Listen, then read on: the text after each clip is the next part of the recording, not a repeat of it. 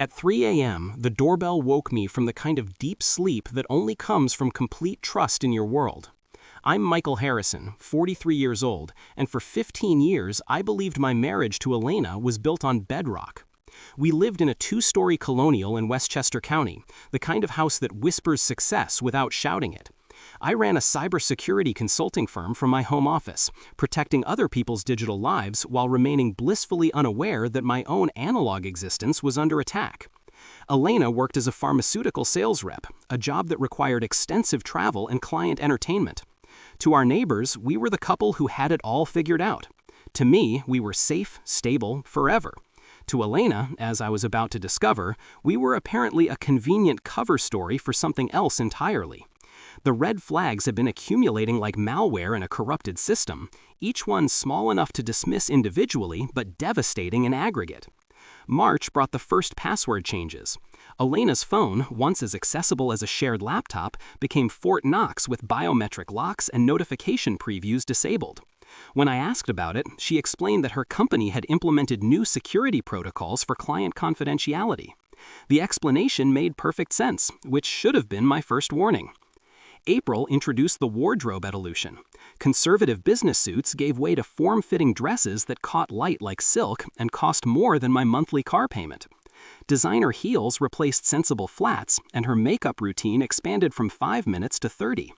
Professional advancement, she insisted, required looking the part in a competitive industry. I believed her because questioning your wife's appearance feels petty and controlling. May brought the schedule chaos. Elena's territory had apparently expanded to include evening presentations and weekend conferences that required overnight stays in cities I'd never heard her mention before. Her expense reports, when I glimpsed them on the kitchen counter, showed charges at restaurants and hotels that seemed excessive for business meetings. June saw the introduction of Marcus, a colleague who existed only in carefully edited stories. He was a district manager, recently divorced, who'd been helping Elena navigate office politics and territory disputes. She'd mention him casually, always in professional contexts, painting him as a mentor rather than a threat. Looking back, I realized she was conditioning me to accept his presence in her life, making him seem boring and safe rather than exciting and dangerous. July brought the dead bedroom situation that developed like a slow system failure. Elena always had legitimate reasons for avoiding intimacy: exhaustion from demanding clients, headaches from stress, hormonal fluctuations that killed her libido. But she had endless energy for her mysterious colleague dinners and weekend territory meetings.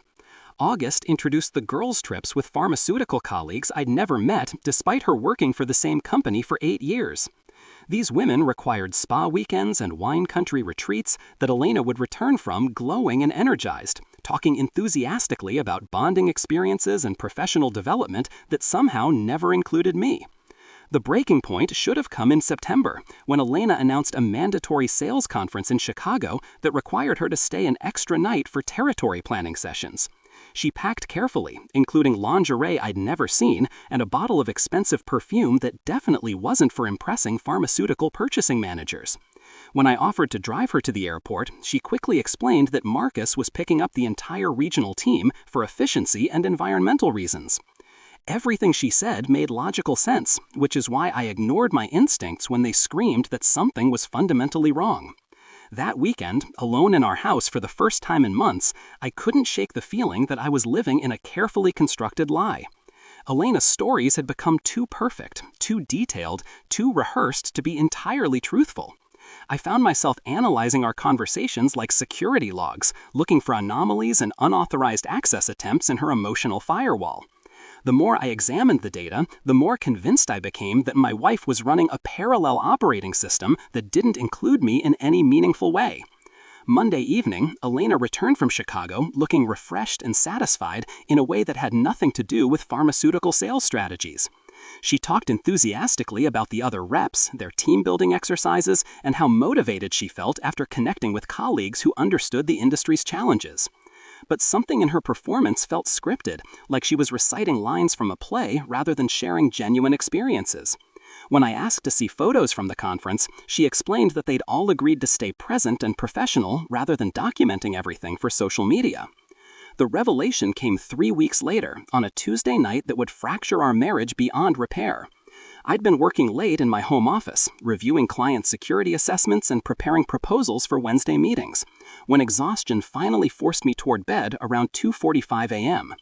Elena was already asleep, curled on her side facing away from me with the deep, regular breathing of someone who'd had a long day managing difficult clients. I fell asleep immediately, the kind of heavy, dreamless sleep that comes from mental exhaustion and complete faith in your surroundings. The doorbell shattered that faith at exactly 3:17 a.m., according to the digital clock that seared the time into my consciousness as I jolted awake. The sound was soft but persistent, the careful ringing of someone trying to avoid waking the entire neighborhood while still getting attention from a specific person. My first thought was emergency, maybe a neighbor needing help or police with bad news about a family member. My second thought was that Elena hadn't stirred despite the noise, which seemed unusual for someone who claimed to be a light sleeper due to work stress. I slipped out of bed quietly, not wanting to wake her if this turned out to be nothing serious, and padded barefoot through our dark hallway toward the front door. The hardwood was cold against my feet, and I could hear the central air cycling through its midnight routine. That's when I heard the voice that would destroy everything I thought I knew about my marriage. Low, intimate, confident. "Babe, you forgot your purse." The word babe hung in the air like poison gas, making it impossible to breathe normally in my own home. This wasn't a neighbor or emergency responder. This was someone who spoke to my wife with the casual intimacy of ownership. My blood turned to ice water. The voice outside belonged to a man who spoke to Elena with casual ownership, the kind of intimacy that develops over months of secret conversations and shared deceptions. I stood frozen in my hallway, every cybersecurity instinct screaming that my personal firewall had been completely compromised by the ultimate insider threat. The man outside wasn't a good Samaritan returning lost property. This was someone who knew Elena's schedule, her belongings, and apparently our home address well enough to risk waking me up at 3:17 a.m. I moved toward the front door with the careful precision of someone disarming a live device, each step calculated to gather maximum intelligence while avoiding detection. Through the peephole, I could see him clearly, mid-40s, well-dressed despite the hour, holding Elena's designer purse with the confident familiarity of someone who'd handled her personal items before. Everything about his posture suggested this wasn't his first late-night delivery to our doorstep. Behind me, I heard the soft whisper of sheets and Elena's voice carefully modulated to sound drowsy. "Who is it, honey?" But there was something artificial in her tone, the practiced performance of someone who'd been awake and listening, waiting to see how this situation would resolve itself. She knew exactly who was at our door and why he was there. The woman I'd trusted with 15 years of my life was orchestrating damage control for whatever operation she'd been running under my nose. Instead of confronting her immediately and giving her time to construct more lies, I made a strategic decision that would change everything. I opened the door just wide enough to speak through the chain lock, keeping my voice low and pretending to be Elena herself. "Just leave it on the porch," I whispered, mimicking her cadence. "He's been restless tonight, too risky." The man's response confirmed my worst suspicions about their relationship. "Are you sure? We could finish what we started earlier." His voice carried the confidence of someone who'd been invited inside before, someone who knew the layout of my house and the location of my bedroom. This wasn't their first clandestine meeting. This was a routine they'd established over months of careful planning and systematic betrayal. "Not tonight," I continued the deception, learning to speak their language of lies and misdirection. The man sighed with obvious disappointment, but placed the purse on our porch swing. As he walked back toward a luxury sedan parked down the street, I memorized his license plate with the automatic precision of someone whose job involves tracking digital threats. Within minutes, I'd have his identity, address, and employment information. When I turned around, Elena was standing at the end of our hallway wearing the silk robe I'd bought her for Christmas, her hair perfectly styled despite supposedly being asleep moments earlier. "What was that about?" she asked with calculated curiosity, fishing for information while maintaining plausible deniability. "Someone returned your purse," I said calmly, watching her micro-expressions for tells that would reveal the truth. "Said his name was Marcus." Her relief was microscopic, but visible, the kind of reaction that confirmed she'd been running a security audit to determine how much I'd discovered. "Oh, that's strange," she replied, moving toward the door with practiced casualness. "I don't remember losing it." She retrieved the purse and checked its contents with the thoroughness of someone verifying that sensitive materials remain secure. Whatever passed between her and Marcus had survived my interception. But I wasn't the same man who'd gone to sleep that night. The discovery had activated every cybersecurity protocol I'd ever learned, transforming me from trusting husband into strategic analyst. While Elena performed her innocent confusion, I was already planning my counterattack. By dawn, I'd have Marcus's complete background, financial records, and employment history. More importantly, I'd begin documenting everything for the legal proceedings that would determine the rest of both our lives. In my home office, I spent the remaining hours until sunrise conducting preliminary reconnaissance on Marcus Chen, pharmaceutical district manager, recently divorced, living in a downtown apartment that cost more than most people's annual salaries. His social media presence revealed enough information to confirm that he and Elena had been attending the same industry events for months, events she'd never mentioned despite supposedly working closely with him on territory development. The next morning, Elena performed her usual routine with theatrical precision, discussing her schedule with casual detail while I analyzed every word like security logs. Her stories had become too perfect, too rehearsed to be entirely truthful. When she mentioned a late meeting with the regional team, I made my first strategic move. "Which restaurant are you going to?" I asked conversationally. She named a place I knew was closed on Wednesdays for renovations. When I mentioned this inconsistency, she didn't correct her story or provide alternative explanations. Instead, she manufactured righteous indignation, claiming I was being suspicious and controlling. The anger felt performed rather than genuine, confirming that I was dealing with someone who'd become expert at emotional manipulation. That afternoon, I contacted Jake Morrison, a private investigator recommended by my business attorney. Jake specialized in corporate espionage cases, but infidelity investigations required identical skills: surveillance, digital forensics, and evidence documentation that would survive legal scrutiny. His office was deliberately unremarkable, designed for uncovering uncomfortable truths rather than providing emotional comfort. "They're getting sloppy," Jake observed after hearing my story. 3 a.m. deliveries usually mean they're planning their exit strategy. How are your finances structured?" When I described our joint accounts and shared assets, his expression darkened. "Long-term marriages make for expensive divorces. If she's planning to leave, she's probably been moving money and building leverage for months." Within 48 hours, Jake had transformed Elena into a data stream. GPS tracking on her car, software mirroring her phone activity, surveillance cameras monitoring our house during my absence. The technology was more sophisticated than anything I used for client security assessments, turning my wife's carefully hidden life into an open book of documented betrayal. What we discovered in the first week made the 3 a.m. purse delivery look like amateur reconnaissance. Elena wasn't just having an affair, she was operating a completely parallel existence that ran on schedules I'd never suspected. Her pharmaceutical conferences were romantic getaways. Her girls' trips were weekend stays at Marcus's apartment. Her late office meetings were elaborate dinner dates followed by hotel stays she expensed as legitimate business travel. The boring husband had stopped being predictable. Now I was inevitable. The evidence accumulated like compound interest, each revelation more devastating than the last. Jake's surveillance reports arrived every morning at 7 a.m., transforming my coffee routine into a daily briefing on my wife's systematic betrayal. Tuesday brought photos of Elena and Marcus leaving an upscale steakhouse at 11:52 p.m., her hand trailing along his sleeve with practiced intimacy. Wednesday delivered a Hampton Inn receipt coded as territory planning, complete with room service charges for 2 and a bottle of wine I'd never seen her drink at home. Thursday's package included mirrored text messages where Elena typed, "He's working late, come over after midnight," and Marcus replied with our street address spelled perfectly. But the digital forensics revealed something far worse than simple adultery. Elena's phone, despite its corporate security protocols, had been automatically syncing to a cloud service she'd forgotten about.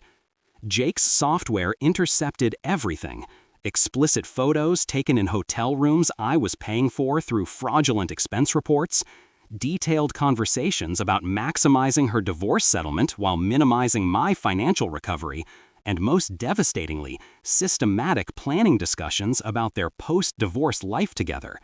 She'd been consulting attorneys for months, gathering intelligence about asset protection and alimony calculations while pretending to love me each night. The financial investigation made my blood run cold. Elena wasn't just cheating emotionally and physically, she'd been conducting economic warfare against our marriage for over a year. Small amounts had been transferred from our joint accounts into a private account I'd never known existed, disguised as legitimate business expenses. A credit card had been opened in my name and routed to a P.O. box 2 towns over, its ledger reading like a highlight reel of their affair. Romantic dinners, weekend getaways, expensive gifts, and even a security deposit on a luxury apartment where they planned to live together after destroying my life. My cybersecurity background, once focused on protecting other people's digital assets, became my weapon in this personal war. I understood systems, vulnerabilities, and the art of exploiting them methodically. Elena and Marcus had built an elaborate house of cards, believing their tracks were covered, but they hadn't accounted for an adversary who spoke their language fluently. I spent hours analyzing the evidence like security logs, cross-referencing dates, locations, and financial transactions until every piece of their betrayal was cataloged and prepared for maximum impact. The breakthrough came when Jake's corporate contacts revealed that Marcus's situation was far more complex than Elena realized. He wasn't recently divorced, as she'd told me.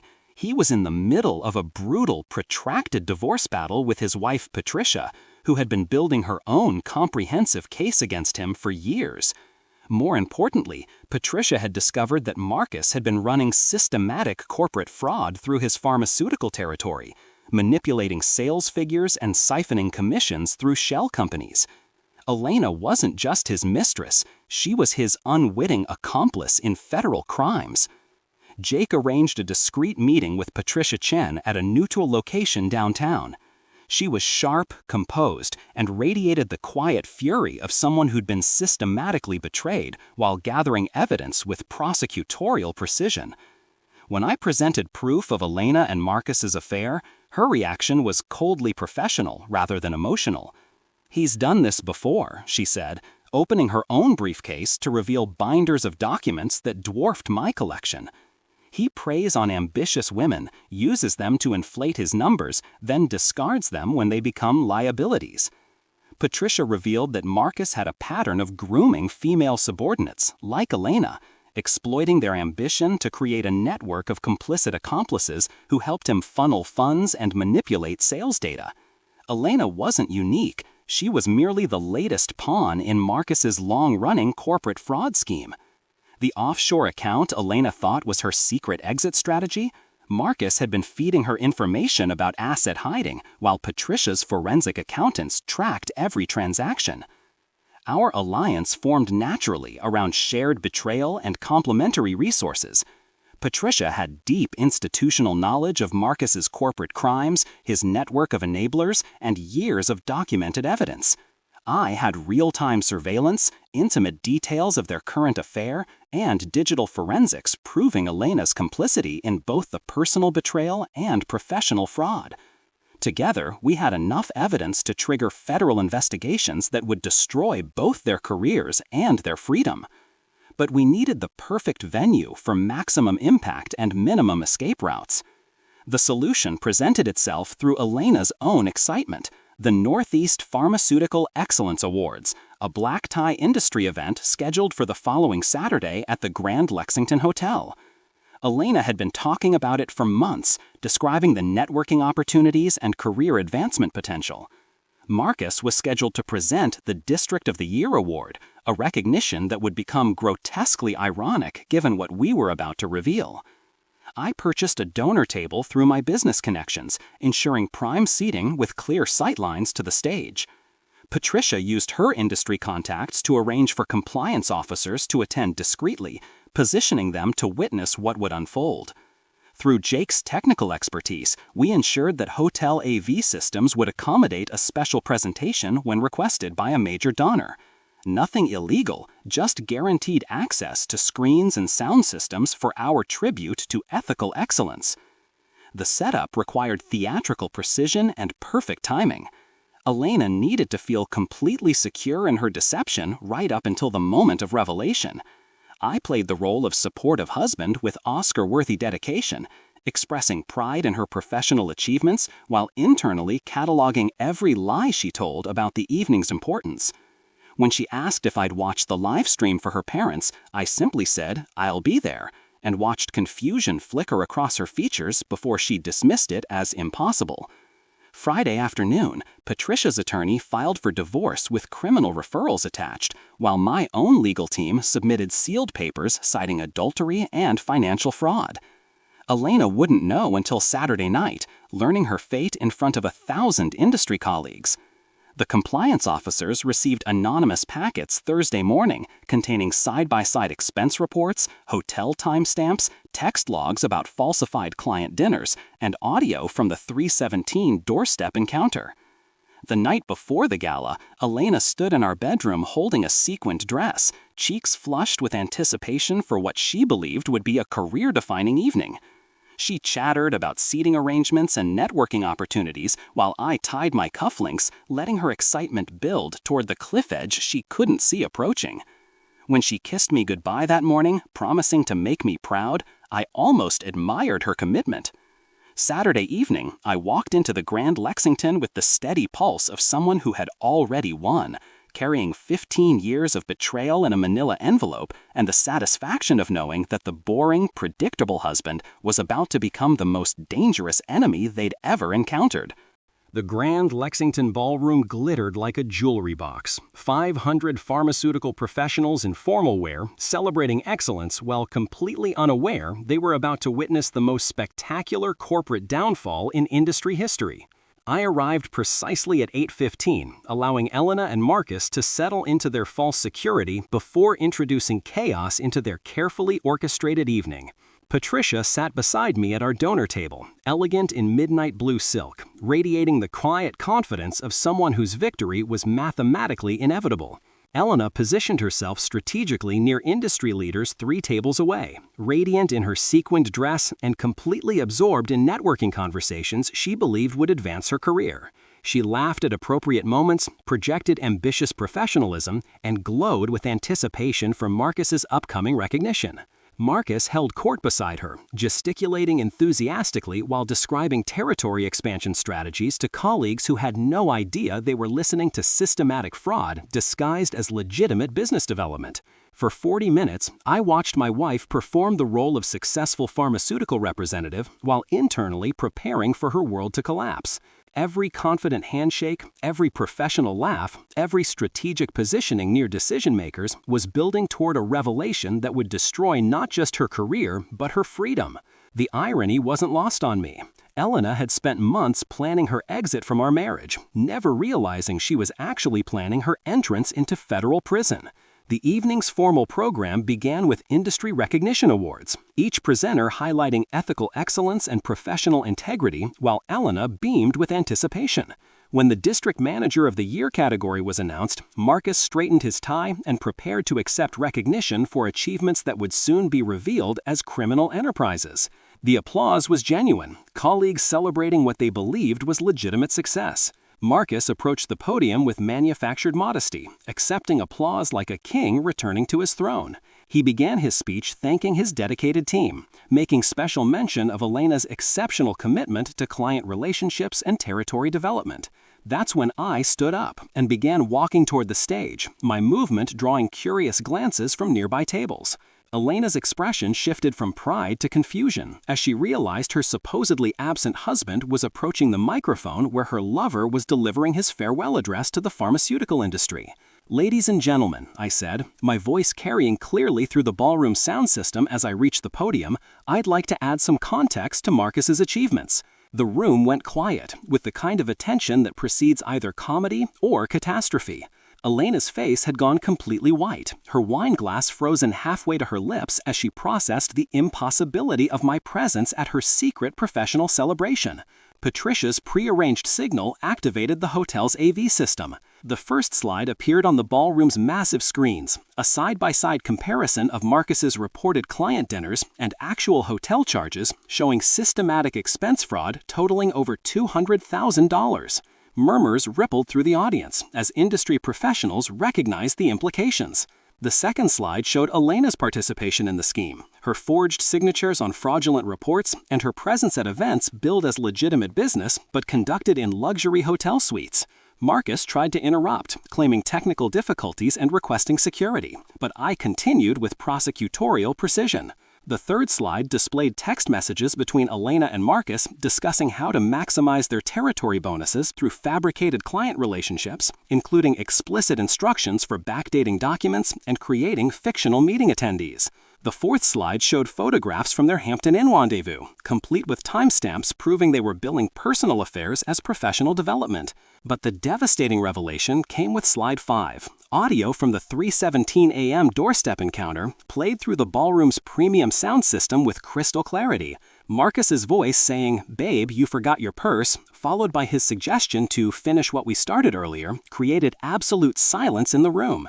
500 pharmaceutical professionals simultaneously realized they were witnessing not just infidelity, but systematic corporate fraud disguised as romance. Elena stood abruptly, knocking over her chair and spilling wine across the white tablecloth, but there was nowhere to run.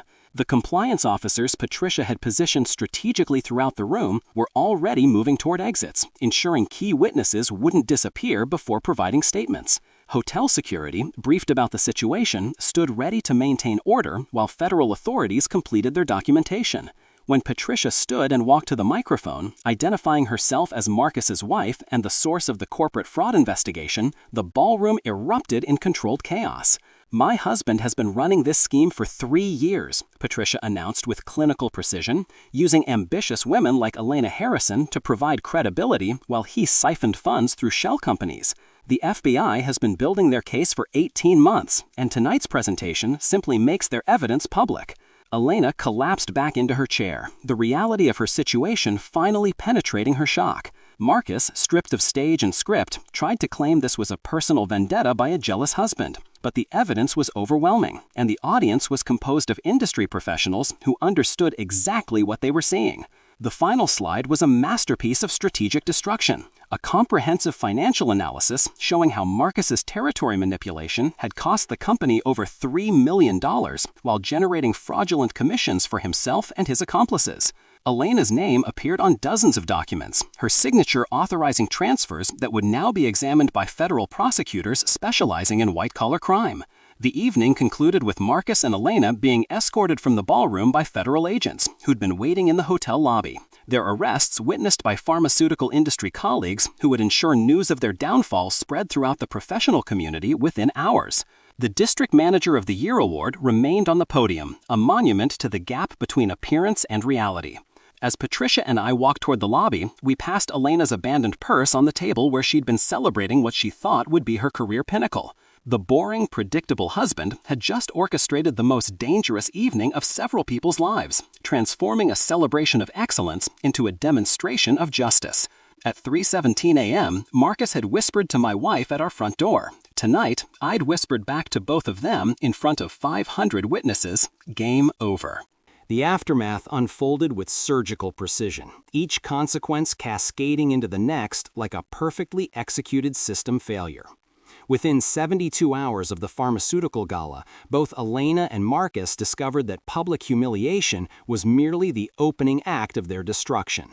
Monday morning brought termination letters, federal investigators, and the systematic dismantling of everything they'd built through years of calculated deception.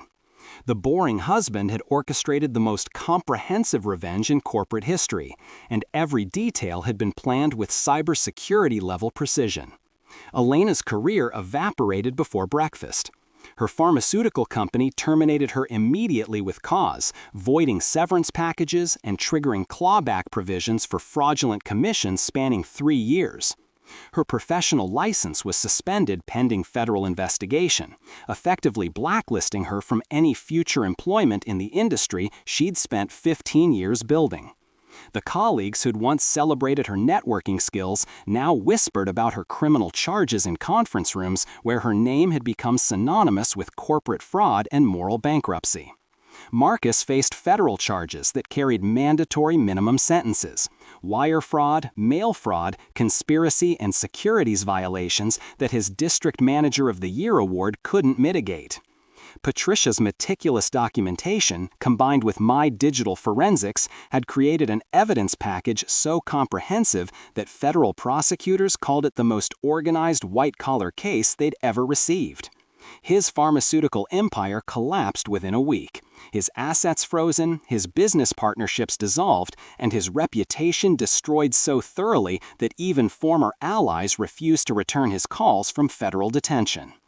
The divorce proceedings moved with unprecedented speed thanks to overwhelming evidence of adultery, systematic theft, and premeditated asset stripping. Elena's attorney recommended she accept whatever terms I offered rather than face a trial that would expose additional criminal charges. The prenuptial agreement she'd forgotten about protected my business assets. The house she thought she'd inherit was owned by a trust established years earlier, and the joint accounts she'd been draining were frozen with forensic accountants tracking every stolen dollar. But the most satisfying destruction came from watching her support system collapse. Her sister Lisa, who'd giggled during recorded phone calls about exit strategies, discovered that family loyalty has limits when federal investigators start asking questions. Colleagues who'd initially defended her affair quickly distanced themselves when criminal charges became public. Even Marcus, facing 15 years in federal prison, turned on her during plea negotiations, claiming she'd manipulated him into the fraud scheme that destroyed his company. The woman who'd called me boring had spent our marriage financing excitement with stolen money, and every accomplice abandoned her when the bills came due. 6 months later, I was reviewing investment portfolios that had grown substantially since I'd strategically positioned assets before Elena's world collapsed. My cybersecurity consulting firm had expanded dramatically, benefiting from companies suddenly aware that trusted employees could be systematically stealing while appearing professionally successful. The contracts I signed in the aftermath of the pharmaceutical scandal were worth more than Elena's annual salary, and my reputation for detecting internal threats had made me the most sought-after consultant in corporate security. Patricia and I had developed a relationship built on mutual respect and shared experience of strategic revenge, executed flawlessly. She'd emerged from her divorce with Marcus's business assets, his fraudulent commissions, and custody arrangements that limited his access to their children to supervised visits after his federal conviction. Together, we'd built something genuine from the ashes of our destroyed marriages, founded on loyalty and honesty rather than convenience and deception. Our professional partnership had evolved into a consulting firm specializing in corporate fraud prevention, turning our personal trauma into valuable expertise that protected other companies from internal threats. The moment of perfect closure came on a Tuesday evening when Patricia and I were dining at an upscale restaurant downtown, celebrating the first anniversary of our victory over systematic betrayal. Across the room, I spotted Elena sitting alone at a corner table, wearing discount store clothing and looking older than her 41 years. Her hair was styled at a chain salon rather than the expensive spa she'd once frequented, and everything about her appearance screamed financial desperation and social isolation. When she noticed me, she started to approach with the desperate expression of someone who still believed apologies could undo federal convictions. I simply shook my head and turned back to Patricia, dismissing Elena as completely as she'd once dismissed our marriage vows. Some conversations aren't worth having, and some people only learn when they lose absolutely everything. She'd wanted excitement and unpredictability in her life, and I delivered both in ways she never expected or desired. Later that evening, Elena sent a text from yet another new number. "Michael, I made mistakes. I'm sorry. Can we talk?" I blocked the number without responding. Prison sentences aren't mistakes, and federal fraud convictions aren't relationship problems that conversation can solve. Elena had made calculated choices for over a year, systematically destroying our marriage while stealing our shared assets and financing her affair with fraudulent credit applications. The consequences weren't punishment. They were simply the natural result of her actions meeting someone who understood systems better than she understood deception. As Patricia and I walked home together, I reflected on how completely my life had transformed since that 3:07 a.m. doorbell woke me from trusting sleep. I'd lost a wife, but gained self-respect.